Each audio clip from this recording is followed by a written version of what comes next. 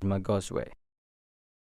In the busy city of Nairobi, far away from a caring life at home, lived a group of homeless boys. They welcomed each day just as it came. On one morning, the boys were packing their mats after sleeping on cold pavements. To chase away the cold, they lit a fire with rubbish. Among the group of boys was Magozwe. He was the youngest. When Magozwe's parents died, he was only 5 years old. He went to live with his uncle. This man did not care about the child. He did not give Magozwe enough food. He made the boy do a lot of hard work. If Magozwe complained or questioned, his uncle beat him. When Magozwe asked if he could go to school, his uncle beat him and said, "You're too stupid to learn anything." After 3 years of this treatment, Magozwe ran away from his uncle. He started living on the street. Street life was difficult, and most of the boys struggled daily just to get food. Sometimes they were arrested. Sometimes they were beaten. When they were sick, there was no one to help. The group depended on the little money they got from begging and from selling plastics and other recycling. Life was even more difficult because of fights with rival groups who wanted control of parts of the city. One day, while Magozwe was looking through the dustbins, he found an old, tattered storybook. He cleaned the dirt from it and put it in his sack. Every day after that, he would take out the book and look at the pictures. He did not know how to read the words. The pictures told the story of a boy who grew up to be a pilot. Magozwe would daydream of being a pilot. Sometimes he imagined that he was the boy in the story. It was cold, and Magozwe was standing on the road, begging. A man walked up to him. "Hello, I'm Thomas. I work here, at a place where you can get something to eat," said the man. He pointed to a yellow house with a blue roof.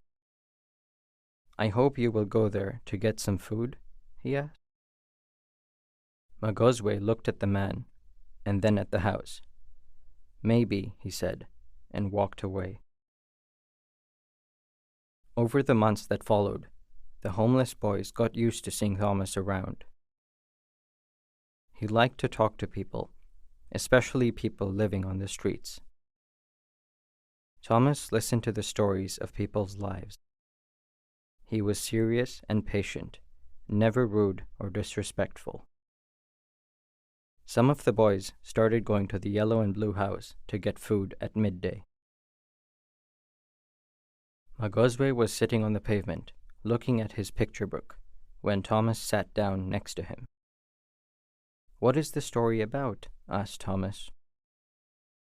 "It's about a boy who becomes a pilot," replied Magozwe. "What's the boy's name?" asked Thomas. "I don't know.